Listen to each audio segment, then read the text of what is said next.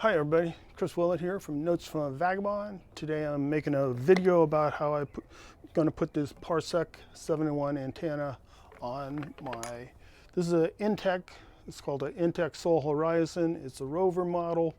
It's a 2021. We just picked it up. We're going to hit the road soon. So here's a little video about how I'm going to install it. A couple quick notes. For me to make videos as I'm doing a project for the first time is very difficult. I'm shooting this by myself on an iPhone. You know, I have to deal with noise in the background, sunlight, different conditions. This isn't a real high quality video. It's just hopefully to encourage you to do this or not do this kind of project. Also, if you do get any benefit from this, you know, hit the like button, subscribe to my channel, much appreciated. So the first thing I had to do is figure out where I wanted to locate this antenna, and I'm going to take you inside and show you where I decided I wanted to have the modem, so that would tell me where the antenna was going to go.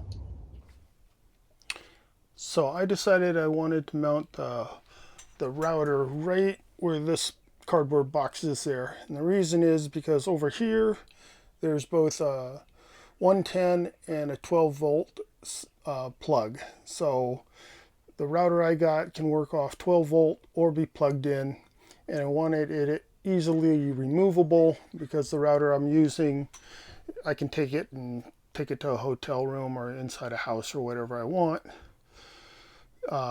So the first thing I did is I took out these screws for the microwave because I want to pull out the microwave to see if I can drop a hole in there and then route the wires behind it so it's a clean install.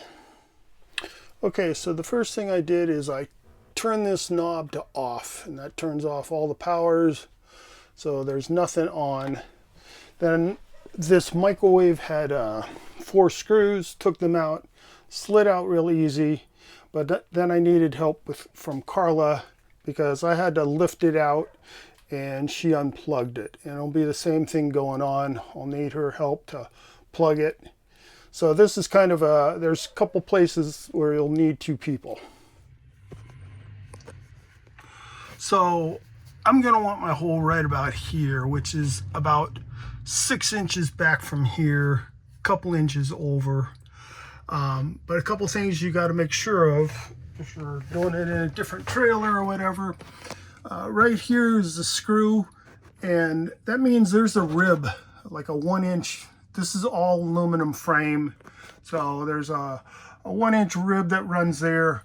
Over here there's another one. Looks like they spaced them, I don't know, 12 to 16 inches apart.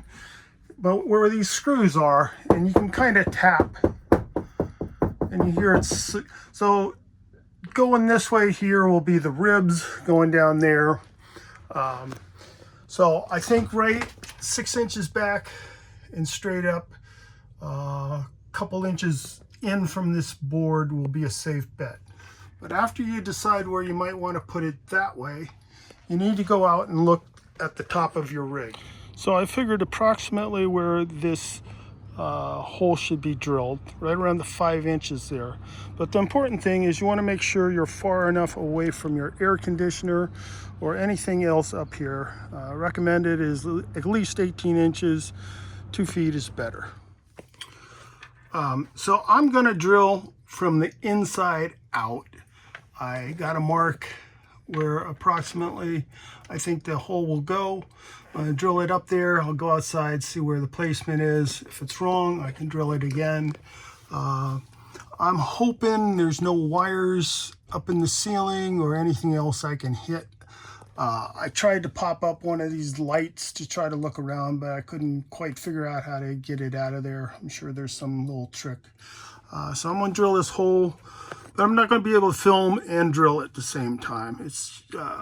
So I liked how the pilot hole came out at the top. I like the location. So now I'm going to take an 1.5-inch hole saw and drill down from the top through the ceiling.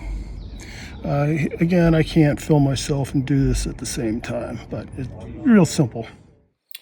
So I got very lucky. Here's a still shot. when I drilled through, there were wires below. There's just no way I could find them. So the important thing is when you drill this hole, go very slowly, and as soon as you're through, look around. So I got my hole through, and now what I'm going to do is like a practice mount or a dry mount. Here's the unit. It has this 3M tape. It's like a adhesive tape, and that's how you finally do it. You just press this unit down onto the top there.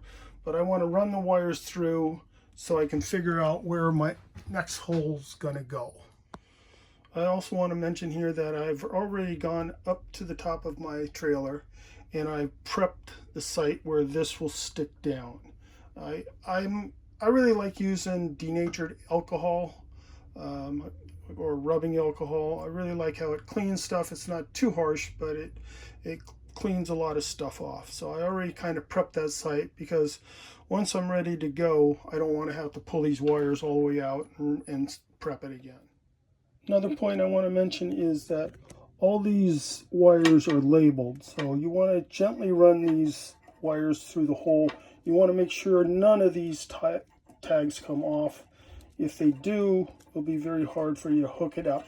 So these look like they're on there real solid. They all have nice connection protectors on them, so I don't think that's going to be an issue. Real glad I waited to drill this inside hole. So what I'm going to do is put it up in this far corner over here because I want to keep these lines out of the way as much as possible. So I'm going to just poke a hole through there now, and I'm going to pull these wires through over to here and wrap them up in there. So I'm going to just do one final cleaning. I'm going to peel off this label. I'm going to stick it down in the hole and stick it on. Hold it there for about 20 seconds. Again, I just can't film and do this at the same time. So it comes with this washer and nut, and so I'm just going to slide it up there and screw it on. So I got it in, I got the wires run. I really like how it came out. One final the next thing I'm going to do is go up and caulk the antenna. I'm going to use this Decor caulk. That's what's been recommended mostly for RVs. I don't have to caulk that, but most people recommend it, so I'm on just to make sure nothing leaks. And I usually always wear gloves, especially when I'm working with some real nasty caulking. Okay, there it is, all installed, caulked, ready for travel. So I got it all installed, hooked it up. It was working fine yesterday. So, the cords, that's a 7-foot cord. I just wrapped it up, going to put it in the back. There's no way to really cut these cords down, or at least I don't know how to.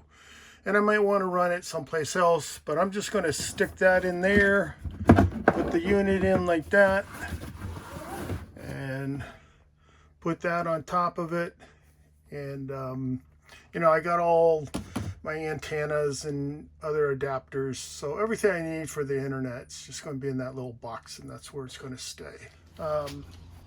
So anyway, just wrap up this project. I don't think it's that hard of a job to do. I think people that have, average skill, carpentry skills and stuff, be no problem. How long this took, I don't know. It's very hard when I'm filming.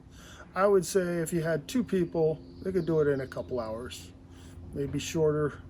My one word of caution or advice is when you drill through the plastic, go really slow. Like, I don't know if I might have video of it or not, but I almost hit a wire.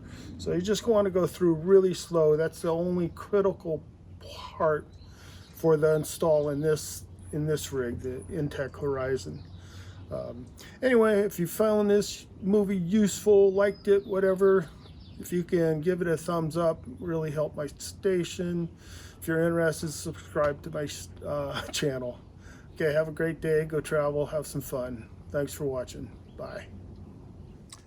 Here's a quick rundown of the tools I used. I had a drill, cordless drill, hole saw, 1.5 inch hole saw, 1/4 inch bit, a level pencil, X-Acto knife, screwdriver,